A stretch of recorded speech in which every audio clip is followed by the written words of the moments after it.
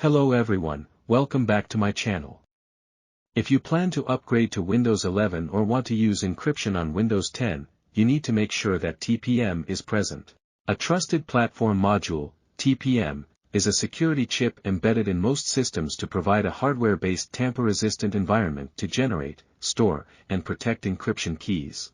On Windows 10, you would typically need this module to use features like BitLocker to encrypt and decrypt the hard drive.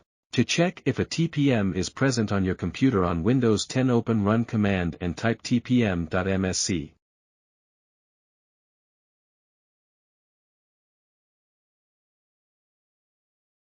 As if there is no TPM is installed, this will show you TPM cannot be found on this computer.